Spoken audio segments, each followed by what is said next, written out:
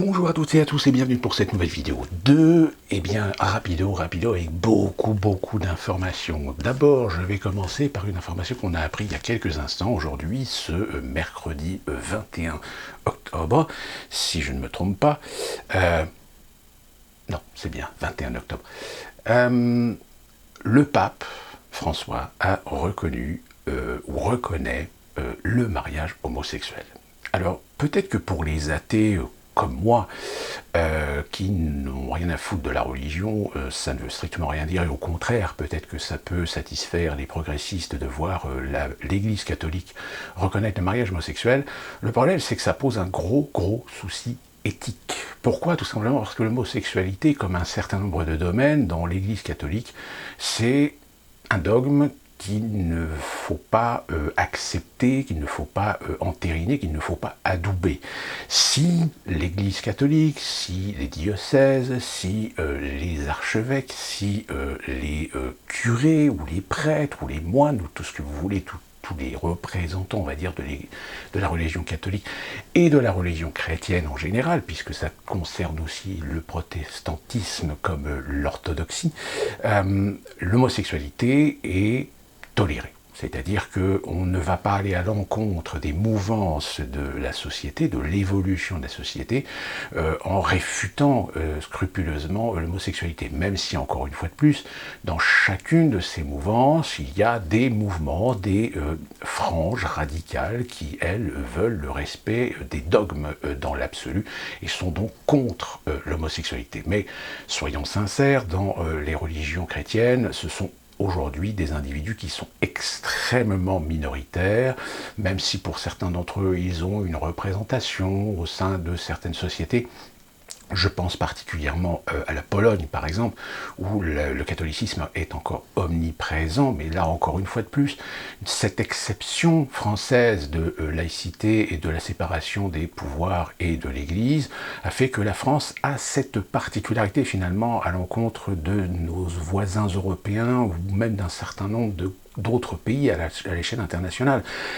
Ça, c'est souvent d'ailleurs une chose que beaucoup de Français ignorent, c'est que la France est l'un des rares pays à avoir à un moment donné su séparer l'influence de la religion sur l'État, même si aujourd'hui la question revient évidemment, et là je refais encore référence à ma vidéo sur la laïcité pour bien comprendre la subtilité et les mécanismes, car la laïcité dans l'absolu en réalité n'a jamais existé, parce qu'il y a toujours eu des conflits d'intérêts, parce qu'il y a toujours eu des préférences, il y a toujours eu des influences, même si officiellement il y a séparation à ce niveau-là. Mais dans d'autres pays, la religion reste omniprésente. Regardez aux États-Unis par exemple, aujourd'hui beaucoup de gens sont convaincus que la religion fait partie intégrante de la société américaine, alors qu'en réalité non, c'est parce qu'il y a dans la Constitution américaine le respect, le droit et la liberté de la pratique religieuse, mais qu'à partir des années 50, la religion a été un petit peu réintroduite, on va dire, dans le paysage politique.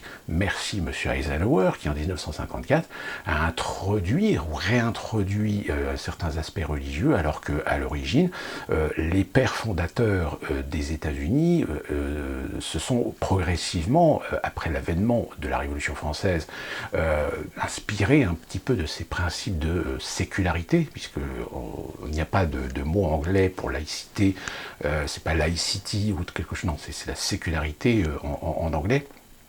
Et donc de ce fait, la progression et les intérêts politiques ont fait que on a plus ou moins arrondi les angles vis-à-vis de certaines communautés, parce que la religion était quand même omniprésente. C'est-à-dire qu'aujourd'hui, la France de 2020 n'est pas la même que celle des années 50, comme elle n'est pas la même que celle des années 20 ou celle du début du XXe siècle. La proportion de catholiques était quand même beaucoup plus importante qu'elle ne l'est aujourd'hui. Aujourd'hui, la France a suivi cette évolution de bien séparer le religieux du domaine privé et de la gestion du pays, politique, organisationnelle, administrative, en dehors des considérations religieuses. Même si, Encore une fois, il y a toujours eu des liens privilégiés envers le catholicisme, puisque le catholicisme fait partie intégrante du patrimoine culturel français. Un grand nombre de choses de la société française dépendent de la culture catholique, donc on ne peut pas renier non plus du jour au lendemain. Il y en a qui ont essayé, ils se sont plantés. Je rappelle, la Révolution française a voulu supprimer définitivement l'implantation du catholicisme en France, tout comme par exemple l'Union soviétique communiste, elle aussi a voulu supprimer la religion, mais aujourd'hui la religion est bien évidemment revenue sur le devant de la scène depuis la chute de l'Union soviétique. Mais pour revenir donc à ce que a prétendu le pape, je parlais de la laïcité, du fait d'être athée, de ne pas avoir de considération et d'en avoir rien à foutre finalement des aspects religieux. Le seul problème, c'est qu'il faut quand même s'intéresser aux choses pour bien comprendre la subtilité parfois de certaines orientations, de certaines décisions faites par l'Église catholique. Et là, cette décision de François, eh bien, elle est importante. Pourquoi ? Parce qu'elle brise, elle casse un dogme de l'Église par rapport à l'homosexualité. Comme je vous l'ai dit précédemment, c'est pas parce que l'Église, et ça rejoint un petit peu même ce qui pourrait éventuellement être l'évolution de l'islam, l'évolution du Coran, c'est pas parce que les textes religieux sont extrêmement précis sur la considération à avoir à l'encontre de certains comportements, à l'encontre d'un certain nombre d'individus, dans leurs attitudes, dans leurs préférences. On a fait évoluer les mœurs, et l'Église catholique a fait aussi évoluer ses mœurs par rapport à ça. Mais il y a une limite, c'est-à-dire qu'on peut tolérer, accepter l'évolution de la société dans certains de ses aspects contradictoires à la religion catholique, dans ses principes, mais voilà, après il faut aussi faire preuve d'un peu de tolérance et de charité chrétienne, comme on dit, sauf il y a un moment donné, il ne faut pas dépasser une limite. Or là, le pape François, il a dépassé la limite. C'est-à-dire qu'en reconnaissant le mariage homosexuel, il accède à l'idée de la légalisation au sein de l'Église catholique de l'homosexualité. Ce qui est un des dogmes de l'Église qui s'effondre. C'est-à-dire que là, on est dans une situation où si, à partir du moment où un pape ou une autorité religieuse décide d'aller à l'encontre d'un pilier, c'est comme si vous voulez, pour que vous compreniez bien, parce que c'est très important, parce que évidemment, beaucoup de progressistes, et même vous-même, vous disent « Ah bah ça c'est une bonne chose, ça évolue ». En effet, je ne retire pas l'avantage et l'intérêt moral de voir l'Église catholique enfin reconnaître le mariage homosexuel, surtout pour les homosexuels catholiques, parce qu'il y en a. Je veux dire, on peut être homosexuel et avoir la foi.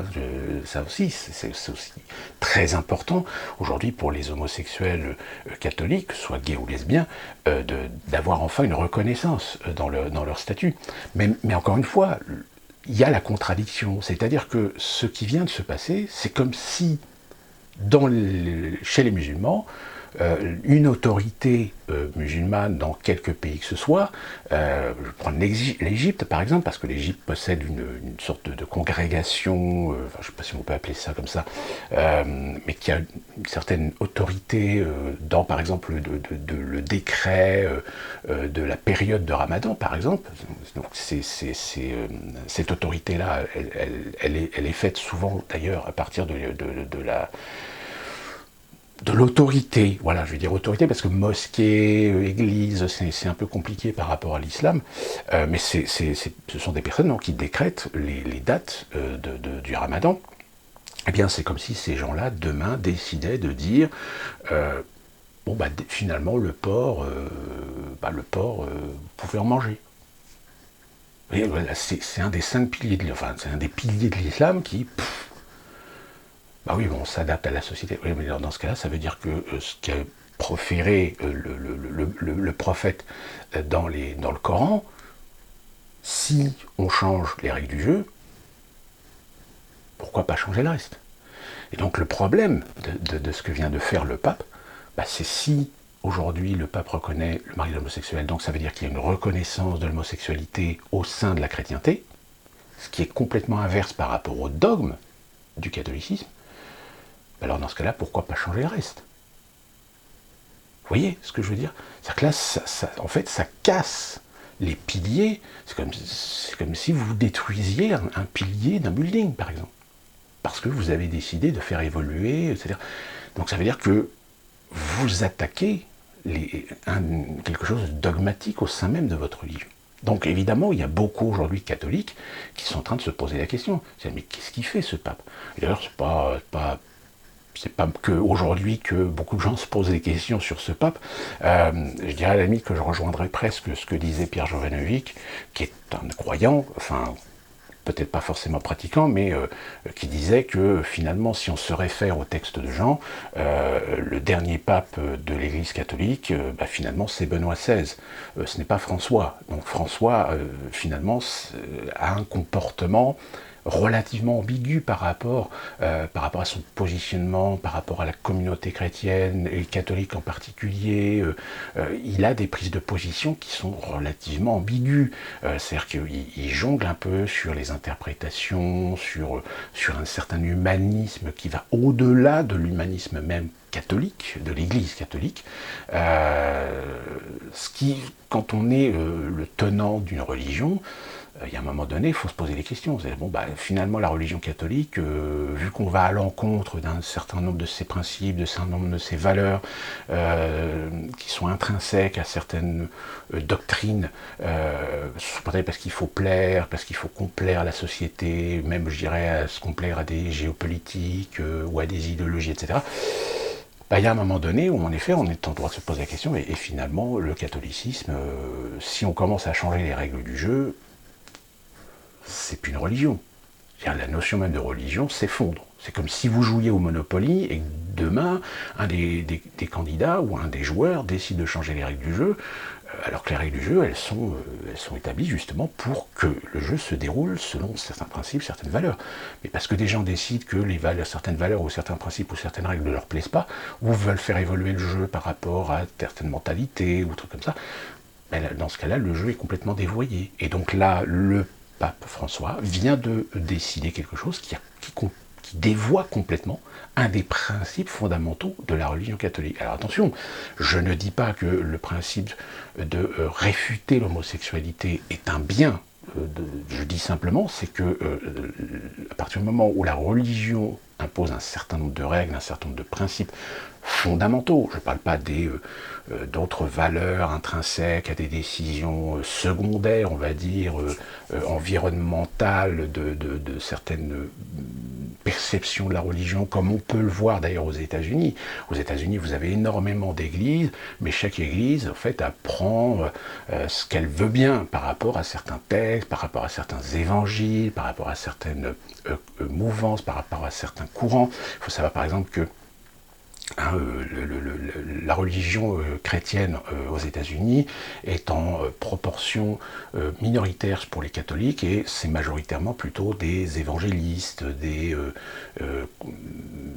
inspirants protestantisme, mais surtout aussi baptiste. Enfin, vous voyez, il y a vraiment un conglomérat d'idéologies religieuses issus de la chrétienté, mais avec des penchants ou des directions diverges du catholicisme ou du protestantisme par définition. Et de ce fait, là, on est quand même en face d'une situation extrêmement délicate d'avoir un pape qui va complètement à l'encontre d'une doctrine, d'un dogme de la religion catholique. Donc voilà, je répète, je ne suis pas du tout contre cette décision. Au contraire, moi je suis tout à fait partant que les catholiques, que les homosexuels catholiques soient enfin reconnus et la possibilité de pouvoir bénéficier sans contrainte par rapport à la foi, sans contrainte par rapport à leur religion, de pouvoir faire du mariage homosexuel. Mais encore une fois, si c'est une évolution de mœurs dans la société et plus particulièrement au sein de la communauté catholique, ça n'en retire pas le fait que ça va complètement à l'encontre d'une doctrine, d'un dogme dicté par la Bible sur la considération à avoir envers l'homosexualité. Donc après on me dit oui, mais justement ça fait partie de l'évolution de l'Église. Oui, mais alors dans ce cas-là, on le fait de façon officielle, c'est-à-dire on fait une réforme, comme on a fait, comme il y a eu des Vatican I, Vatican II, mais on change, voilà. Mais là, en fait, on ne change pas réellement. C'est-à-dire qu'on détricote un petit peu la règle pour caresser dans le sens du poil une certaine évolution de la société progressiste au sein de l'Europe, au sein du monde catholique, mais je peux vous garantir qu'il y a dans certains pays, par exemple en Pologne, là, les Polonais, pourtant qui sont des fervents catholiques, hein, pour la grande, voir leur Saint-Père prendre une position pareille, c'est comme si vous disiez aux musulmans qu'on a découvert que finalement Mahomet était un pédophile. Vous voyez, là, c'est pas possible. C'est-à-dire qu'on sacralise une idée, on sacralise un personnage, on sacralise un concept, et tout d'un coup tout s'effondre parce que tout d'un coup on se rend compte qu'on change complètement du tout au tout par rapport à un positionnement qui normalement est bien défini par des écrits, par des textes sacrés, par des textes saints, par des références on va dire législatifs, religieux, et que finalement on finit par déroger par rapport à ça, pour, vous voyez, comme je l'ai dit, dans quel but Bon, après, tout le monde a ses versions. Il y a beaucoup de gens qui pensent que François n'est plus le pape de l'Église catholique, mais plutôt une sorte d'antéchrist au sein de l'Église catholique. Il y a beaucoup de gens qui considèrent François comme étant un réformateur.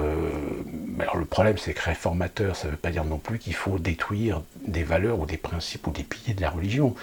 Au bout d'un moment, ça déséquilibre complètement le principe de l'existence même de la religion dans ses fondamentaux. Je dis bien dans ses fondamentaux. Hein.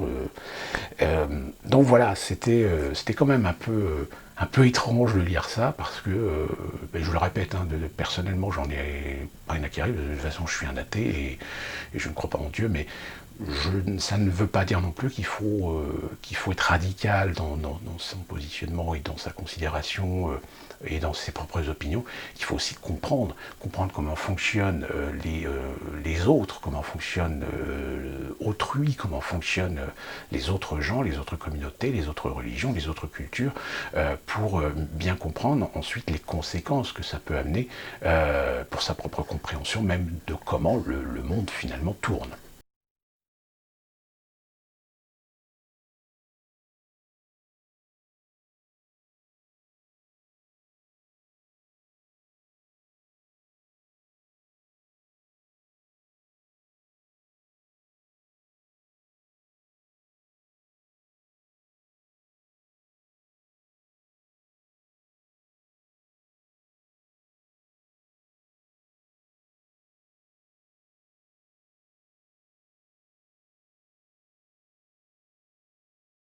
Autre information qui est tombée il y a hier ou aujourd'hui, je ne sais plus, dans ma précédente vidéo, je vous ai parlé de cette fameuse censure qui s'est abattue sur les articles, plus particulièrement du New York Post, concernant les mails de Hunter Biden.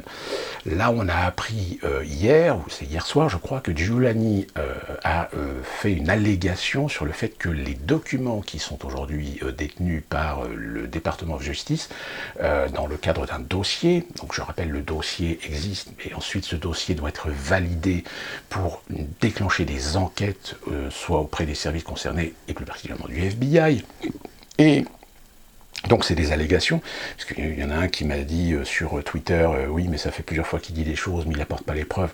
Et je lui ai expliqué, mais oui, parce que forcément les preuves, elles sont dans le dossier. Donc si vous révélez des éléments ou des pièces à conviction d'un dossier juridique, comme ça a été le cas d'ailleurs dans certaines affaires où certains éléments d'enquête ont été exfiltrés d'un dossier pour être présenté et projeté par des intermédiaires de médias ou de presse, ça invalide ces documents, puisque ces documents font partie d'un dossier qui doit être normalement, doit suivre une procédure juridique bien précise, et donc ces documents doivent être quasiment, on ne va pas le dire, au secret. Donc si des documents sortent pour exposer ou pour étayer un propos de quelqu'un qui fait une allégation et que je prouve, voilà le document, sauf que le document, s'il fait partie de ce dossier, et bien dans ce cas-là, ça invalide le document du dossier. Alors il y a des documents qui sont présentés, mais ces documents-là sont relativement superficiels par rapport à d'autres documents qui peuvent éventuellement être beaucoup plus compromettants. Et donc Giuliani a déclaré que finalement dans les documents, il y avait des liens par rapport à des activités pédophiles. Alors, Et évidemment, tout de suite, sur Internet, il y a beaucoup de gens qui font le lien avec, comme je l'ai dit dans ma précédente vidéo, avec le Pizzagate, avec les Clinton, avec Epstein et compagnie, etc. Pour l'instant, ce ne sont que des allégations.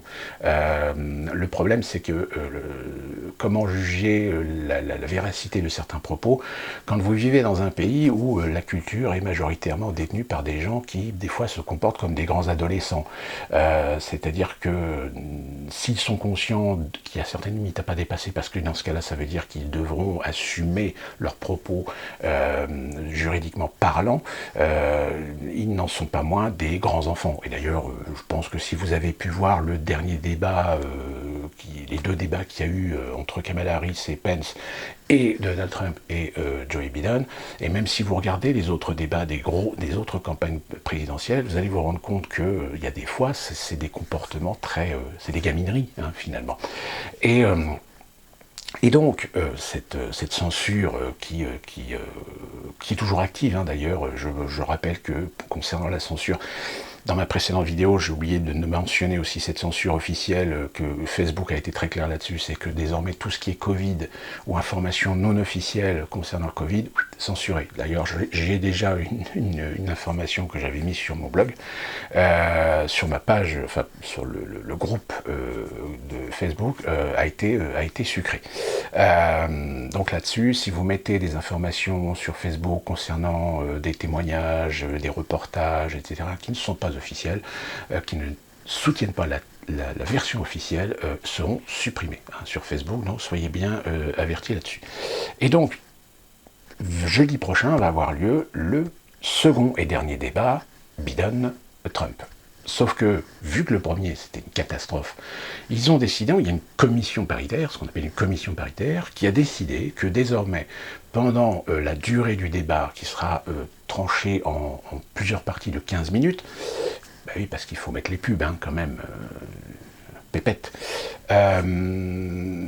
les intervenants, il y aura une question, et les intervenants répondront ou feront une intervention individuelle, mais l'un et l'autre ne pourra pas intervenir pendant que l'autre parle, parce que le micro sera coupé.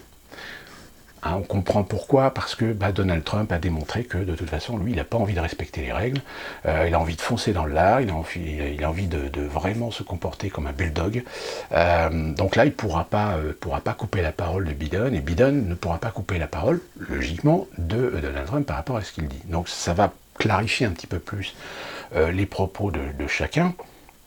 Et autre problème aussi, c'est que apparemment la commission paritaire a interdit les questions concernant l'affaire Hunter Biden et toute affaire de politique étrangère.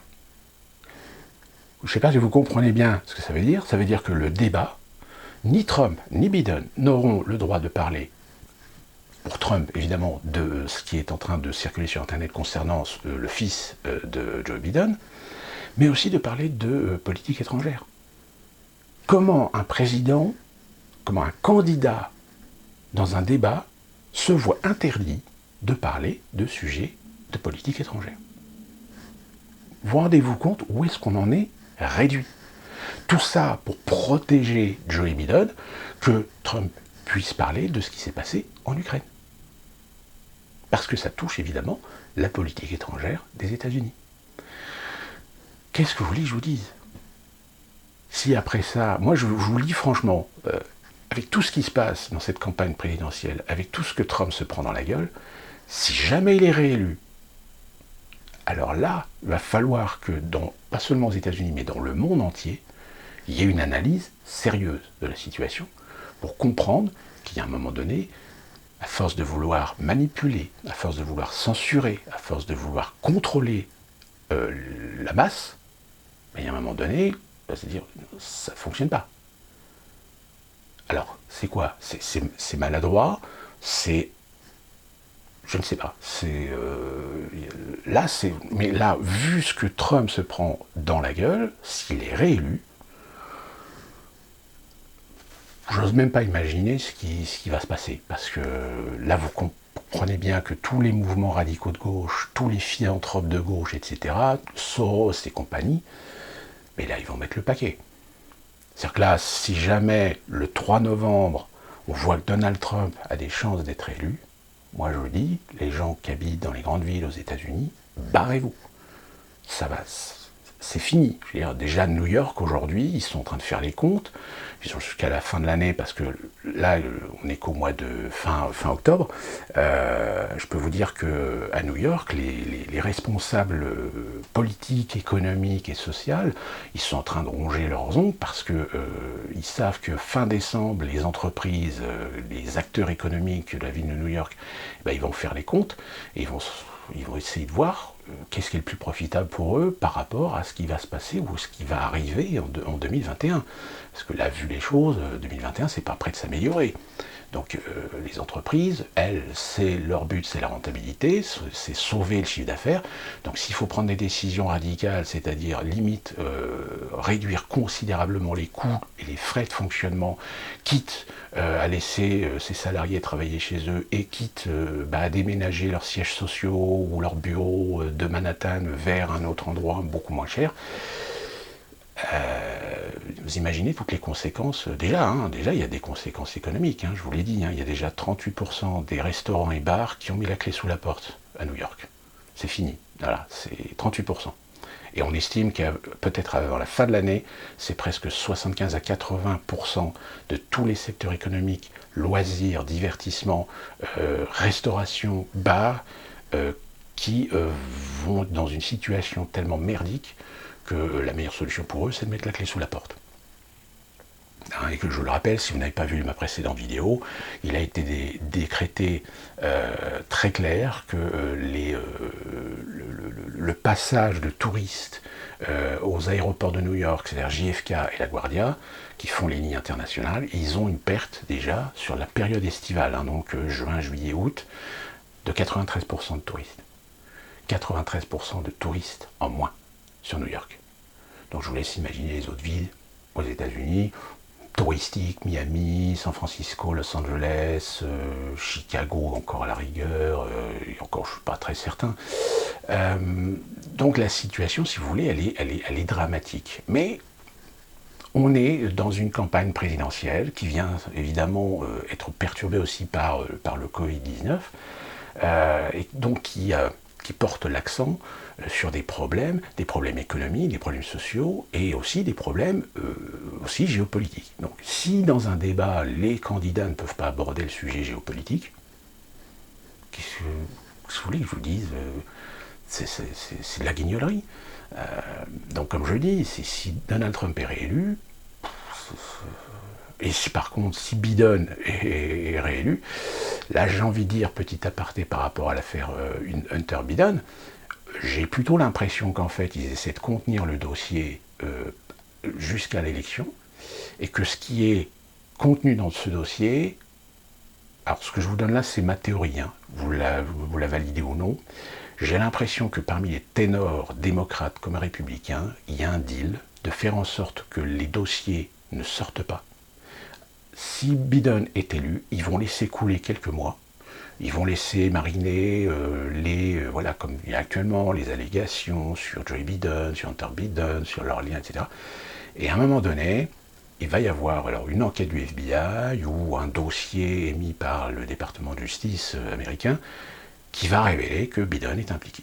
Que Biden est impliqué dans n'importe quoi, fraude fiscale, prise illégale d'intérêt, voire même lien pédophile, etc., pour l'obliger à démissionner. C'est un deal. Et permettre à Kamala Harris de prendre la place. Voilà, ça c'est ma théorie. Comme je l'avais dit, j'avais dit, pour moi, Biden ne fera pas les 4 ans. Biden sera dégagé avant par quelque moyen que ce soit par la maladie, soit par un décès, soit... Mais là, je me suis dit, vu que le dossier existe, vu qu'il y a des preuves qui traînent entre les mains de gens du département de justice, mais que personne ne veut les sortir avant l'élection, alors que finalement ça servira les intérêts de Trump, alors à qui profite le crime? Toujours, se poser cette question. Moi je dis, à la limite, c'est le scénario idéal pour que les démocrates récupèrent le pouvoir, mais sachant que Biden, de toute façon, ne fera pas le boulot, il ne fera pas illusion, il faudra le dégager par un moyen ou un autre, et placer Kamala Harris à la place. Alors, le deal, c'est quoi? C'est aussi chez les Républicains, l'intérêt chez les Républicains, c'est tout simplement de se débarrasser de Donald Trump. Parce que majoritairement, on peut dire que les 2 tiers des Républicains détestent Donald Trump, et le dernier tiers qui reste ne l'apprécie pas, mais reste quand même derrière lui, parce que derrière, c'est aussi leurs intérêts. Leurs intérêts de garder le pouvoir, leurs intérêts de garder la capacité individuelle d'être réélus dans leur position, que ce soit à la Chambre, que ce soit au Sénat, que ce soit même en tant que place de gouverneur. De toute façon, on verra un petit peu le paysage après le 3 novembre, comment se répartissent. S'il y a eu des switches au niveau de certains États qui étaient traditionnellement démocrates, mais qui sont basculés républicains, ou les républicains basculés démocrates, c'est par exemple, je pense à l'État du Texas. Le Texas qui a toujours été profondément républicain, si le Texas bascule démocrate, là, faut s'inquiéter sur les conséquences d'un déséquilibre encore plus accentué au niveau de la politique américaine, et surtout, ce qui serait très intéressant à regarder, c'est les taux de participation. Parce que vu qu'on est en Covid, vu qu'il y a beaucoup de gens qui vont voter par correspondance, juste pour la petite histoire, il faut savoir qu'il y a 2 jours, il y a un incendie d'une boîte aux lettres dédiée pour le ballot. Ce qu'on appelle le ballot, c'est le vote par correspondance. C'est vraiment les courriers qui sont spécifiques au vote par correspondance. Une boîte a pris feu. Intentionnel, paraît-il. Intentionnel. Vous m'expliquez comment, comme une boîte aux lettres prend feu intentionnellement. Enfin, je veux dire, à moins d'une très forte chaleur ou qu'il y ait un réactif dans la boîte aux lettres chimique qui fasse que ça s'embrasse tout seul, moi je veux bien. Mais voilà, vous voyez, on en est là, parce que les votes par correspondance, là ça s'en prend quand même plein la gueule. Il y a eu je crois qu'il y a eu, je ne sais plus combien de 13 000 ou 18 000 bulletins de vote qui ont été refoulés parce qu'ils sont arrivés 3 jours en retard. Donc il y a eu une procédure pour faire accepter ces bulletins, je ne sais plus dans quel état, je ne sais plus si c'est le Delaware ou la Pennsylvanie, je crois que c'est la Pennsylvanie. Sauf que le problème, c'est que le dépouillement, il n'y a pas assez de moyens. Il n'y a pas assez de moyens pour dépouiller les 18 000 bulletins qui viennent d'être réintégrés. Donc finalement, il y aura des rejets, forcément. Donc vous voyez, c'est vraiment... On en est à la limite de se dire si cette élection 2020 n'est pas anarchique, finalement, à cause du Covid. Là, pour l'instant, moi qui suis en Caroline du Nord, ça fait depuis la semaine dernière que les Caroliniens du Nord peuvent voter. C'est vrai que dès le premier jour, il y a eu des files d'attente. Apparemment, il y avait entre 5 à 7 heures de file, tout simplement parce que les Américains ne votent pas que pour les présidentielles, ils votent aussi pour un certain nombre de candidats.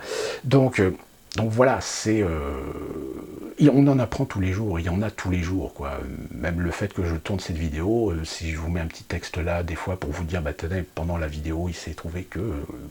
c'est pour vous démontrer vraiment que les choses vont très très vite. Autre information également qui est tombée aujourd'hui, le docteur Perron a été démissionné, il a été viré de sa fonction.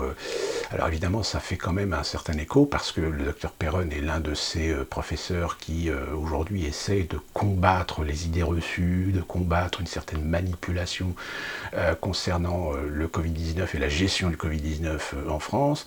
On le sait maintenant, il y a un couvre-feu sur un certain nombre de villes. Le seul problème, c'est que là, depuis la mise en place samedi dernier de ce couvre-feu, il y a des villes ou des régions qui sont en train de prendre des mesures ou des décrets pour finalement eux-mêmes mettre en place des restrictions supplémentaires concernant le Covid. On a appris aujourd'hui qu'apparemment il y a certains rapports qui rendent compte qu'il y a un certain nombre de décès de personnes en EHPAD ou dans les hôpitaux, des personnes, personnes âgées qui sont décédées, ou des personnes décédées de cancer, mais qui ont été testées positifs, mais qui en réalité sont décédées, mais pas du tout à cause du Covid, mais à cause de leur pathologie propre, c'est-à-dire un cancer, une tumeur, ou une autre pathologie qui en réalité n'a pas de lien direct avec le fait qu'ils soient contaminés au Covid, mais pourtant ils sont rentrés dans les statistiques Covid. C'est-à-dire que voilà, c'est la question qui fait la différence entre mort de Covid ou mort avec le Covid. Et là, ça pose énormément de questions éthiques. De toute façon, je pense qu'aujourd'hui, si vous êtes un tant soit peu conscient, un tant soit peu analyste, vous comprendrez bien qu'aujourd'hui les chiffres officiels sont forcément manipulés, qu'aujourd'hui on est en train de créer un climat de peur, mais seulement avec les augmentations de tests positifs. Mais comme je l'ai déjà expliqué, oui, les tests positifs vont augmenter parce que les gens se contaminent les uns les autres, de toutes les manières que ce soit, malgré le masque, malgré le gel alcoolique, malgré la distanciation, etc. Donc beaucoup de gens vont continuer à se contaminer. Sauf que, quand on regarde les chiffres des hospitalisations et des décès, eh bien on reste sur des moyennes tout à fait acceptables par rapport à les comparatifs des différentes épidémies ou des conséquences épidémiques des années précédentes. Alors, je sais, c'est toujours dramatique, mais on est loin d'un phénomène pandémique extrêmement mortel, extrêmement létal. Et c'est ça, malheureusement, qu'aujourd'hui les médias essaient de vous cacher, c'est de voir, constater par vous-même, que s'il y a une augmentation, en effet, de tests Covid positifs, et encore, il y a encore beaucoup de polémiques sur la façon dont sont faits les tests, la fiabilité des tests, etc. Mais là encore, il y a une censure qui s'effectue de plus en plus accrue pour éviter qu'un certain nombre de gens puissent s'exprimer sur cette question.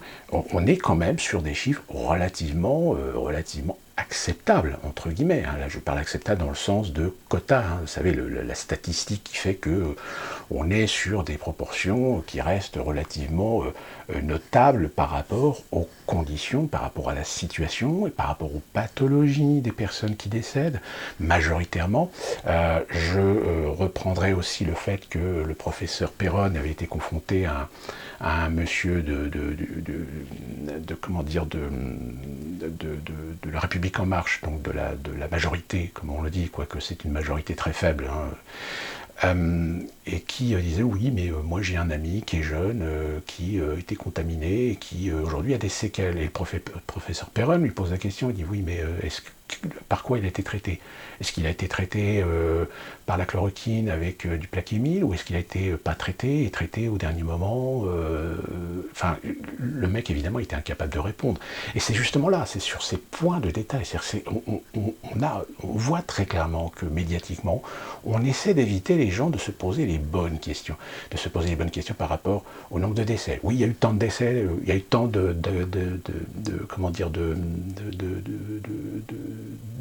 pas d'intégration, mais d'acceptation en hospitalisation, en urgence, etc. Le chiffre 200, 300. Le problème, c'est que dans ces 200 et 300, qui sont les 200, 300? Quelle est la proportion de gens asymptomatiques? Quelle est la proportion de gens symptomatiques? Quelle est la proportion de gens qui ont déjà des pathologies fragiles? On n'en sait rien. Je crois qu'il faut faire le deux poids, deux mesures. Et le problème aujourd'hui, c'est que médiatiquement, on sent bien et on voit bien qu'il y a une pression énorme pour vous empêcher de faire le deux poids, deux mesures. C'est-à-dire d'accepter la peur, d'accepter la crainte, d'accepter la pandémie, l'augmentation. Évidemment, beaucoup de gens disent dans quel but?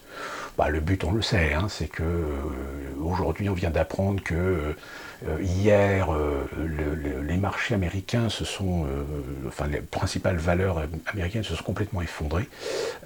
Pelosi, donc, qui est la chef de file démocrate du Parlement, de la Chambre des représentants aux États-Unis, a fait un discours en disant « Vous inquiétez pas, ça y est, on est en train de trouver un accord, on va négocier quelque chose, etc. » Donc ça veut dire que va y avoir de la planche à billets qui va être retirée. Donc là, tout d'un coup, aujourd'hui, les valeurs sont reparties à la hausse. C'est-à-dire qu'en fait, les marchés, l'économie mondiale fonctionnent avec de la drogue. C'est-à-dire qu'on dope l'économie mondiale. Même la Chine, dont on dit aujourd'hui qu'elle a pu repartir et qu'elle a aujourd'hui un trou de croissance au niveau du PIB qui oscillerait les 4 et 5%, mais la Chine, elle a fait exactement la même chose que tout le monde. C'est-à-dire que la Banque nationale de Chine, elle a injecté des liquidités dans les principaux acteurs économiques importants de la Chine. Sauf que le problème, c'est que ça, c'est une méthode, on va le payer à terme. D'autant plus que 2021 n'est pas très optimiste sur une reprise à la normale, sachant que de toute façon, aujourd'hui, il est clair qu'on ne reprendra pas l'activité à la normale.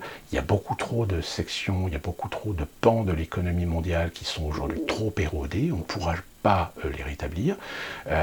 Donc aujourd'hui, oui, le fameux grand reset, il faut s'attendre à quelque chose qui risque d'être assez costaud, au point que vous ne pouvez même pas imaginer d'ailleurs ce qui va en ressortir, parce que je pense que ce ne sera pas uniquement que des aspects économiques, ce sera des aspects économiques qui auront des répercussions au niveau institutionnel, constitutionnel et au niveau des droits, puisque on a avec cette affaire aujourd'hui de reprise de conscience de l'islam, l'islamisme, etc. En France, vous avez M. Barbier, vous savez, celui avec son écharpe rouge, qui a carrément dit qu'il faut modifier la Constitution. Donc légitimer de modifier la Constitution. Dans quel sens? Dans le sens des riches, dans le sens des gens de pouvoir ou dans le sens du peuple? Je vous laisse répondre à la question. Donc voilà, M. Péronne a été viré, la pression continue, la peur continue, sauf que le problème, c'est qu'aujourd'hui, il y a de moins en moins de crédibilité de la part de certaines gens, comme le disait justement le professeur Péronne, et je pense que le professeur Péronne a été viré à cause de son propos sur le fait qu'il disait que un grand nombre de gens qui sont dans les médias devraient faire une déclaration d'intérêt parce qu'on se rendrait compte rapidement que ce sont des gens qui ont des liens d'intérêt avec des laboratoires, des lobbies et des influences. Et donc, à partir de là, je pense qu'il a été trop loin. Et je pense que le professeur Toussaint, lui aussi, va passer à la trappe tôt ou tard, parce que voilà, ces gens-là ont des arguments, ont de la crédibilité aux yeux et aux oreilles des gens, et malheureusement, vu que un certain nombre de laboratoires sur les, je crois, 120, 128 tests actuellement de vaccins et de traitements, ça traîne la patte, il n'y a pas des résultats très satisfaisants. Je vous rappelle que Kenesa, je ne sais plus lequel laboratoire, a suspendu son test, mais sans précision de problèmes, d'effets secondaires sur un certain nombre de patients. Bon, un nombre de patients très très infime, je crois qu'il y a 2-3 patients sur lesquels ça pose problème, mais voilà, comme on ne connaît pas le détail, peut-être que justement c'est des patients qui n'ont pas des pathologies très très graves, mais qui sont des pathologies qu'on peut retrouver peut-être chez, 60 ou 70% des gens de la population mondiale. Donc ils se disent, c'est quand même risqué. Donc voilà, c'est à suivre aussi. Je ne vais pas refaire une vidéo sur le Covid pour l'instant, parce que c'est un sujet qui est tellement vaste, et puis il semblerait que de toute façon, YouTube aujourd'hui a une fâcheuse tendance à intégrer dans ses algorithmes toutes les vidéos qui utilisent le terme Covid-19 ou pandémie, etc. Et aujourd'hui, il y a beaucoup de gens qui sont censurés sur YouTube. Moi, ça va, pour l'instant, j'ai de la chance. Je ne suis pas, je suis pas très vu. Vous faites partie des rares gens d'ailleurs qui regardent ces vidéos. Et je vous en remercie d'ailleurs, mais tant que évidemment je n'ai pas un nombre d'abonnés qui dépasse les 10 000, mes vidéos passent complètement à travers le filet des algorithmes. Les algorithmes sont essentiellement concentrés sur les pages ou les chaînes YouTube qui ont énormément d'abonnés. Donc pour l'instant, croisant les doigts, je ne suis pas censuré. Et enfin, je vais terminer par cette information qui n'est pas nouvelle, puisqu'on l'a assez régulièrement depuis quelques mois, et qui est aussi un signe d'évolution de la société américaine. C'est qu'on a de nouveau une augmentation considérable de demandes de vérification auprès des fichiers du FBI pour l'obtention de permis de port d'armes. Ça veut dire tout simplement, si vous faites une demande de permis de port d'armes, c'est parce que vous avez l'intention d'acheter une arme. Donc ça veut dire que le marché des armes aux États-Unis est en plein boom. Cet été, au mois de juillet, il avait été donné un chiffre assez impressionnant de 73% d'augmentation de demandes de permis de port d'armes comparativement à l'année 2019. Eh bien oui, malheureusement, les BLM et la situation conflictuelle entre les conservateurs et les progressistes progressiste, fanatique, un peu borderline, etc., n'a pas amélioré la situation. Évidemment, ceux qui achètent le plus souvent des armes, ce sont des Américains moyens, ce sont des Américains de la petite et moyenne classe, ce sont des ouvriers, ce sont des laborieux, ce sont un tant soit peu quelques-uns de la classe aisée, mais aussi conservateurs, voire religieux, tout simplement parce qu'ils ont peur. Ils ont peur que si Donald Trump ne gagne pas, ou même s'il gagne, que finalement la fracture dans la société américaine s'accentue encore plus et qu'on en vienne quasiment au conflit direct, physique, dans certains endroits des États-Unis, et plus particulièrement, évidemment, dans les grandes métropoles. Je pense à New York, je pense à Chicago, je pense à Miami, je pense à Atlanta, je pense surtout à Washington, aussi à Los Angeles, San Francisco, quoique... oui, il y a encore, je crois que de souvenir, c'est 25 ou 28% de la population des Californiens qui sont déclarés conservateurs. Je dis bien déclarés, hein, on en revient toujours au problème. Donc les conservateurs américains aujourd'hui se disent que ils n'ont pas envie de se retrouver en calcif si jamais tout d'un coup, et pire si BLM remet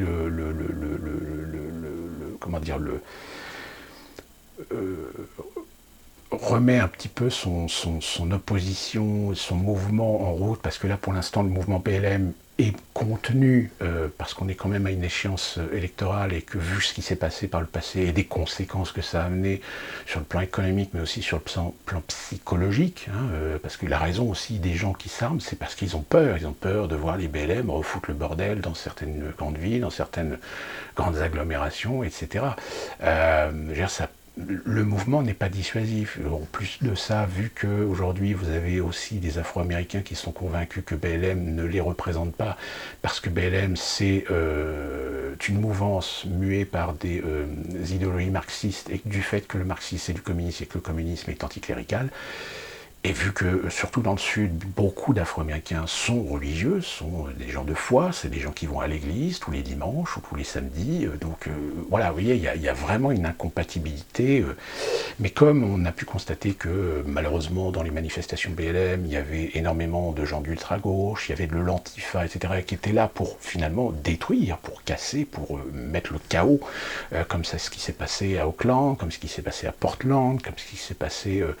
à Minneapolis, etc. Toutes ces villes-là aujourd'hui, le problème n'est pas résolu, ils sont toujours là, mais voilà, on essaie de les contenir parce qu'on a demandé aux philanthropes de gauche de faire en sorte de contenir un petit peu le problème, même si finalement Obama a échoué à essayer de convaincre George Soros lui aussi de calmer le jeu, mais là on est dans une guerre de tranchées.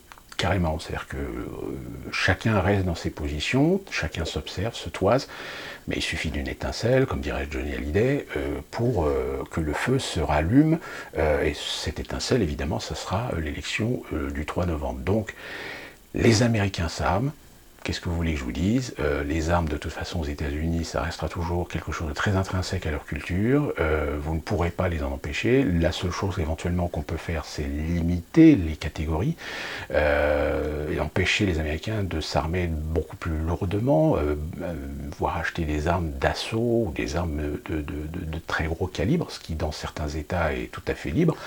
Mais là encore, on se retrouve en face de cette problématique des États-Unis. Si les États-Unis font rêver beaucoup de gens, il y a beaucoup de gens quand on y vit, on se rend compte que c'est un gros bordel, parce que c'est 50 États qui font ce qu'ils veulent.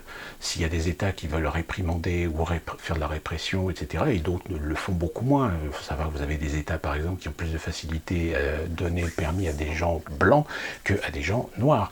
Comme vous avez des États qui veulent véritablement interdire les armes ou la possession d'armes au niveau de toutes les catégories sociales de la société américaine.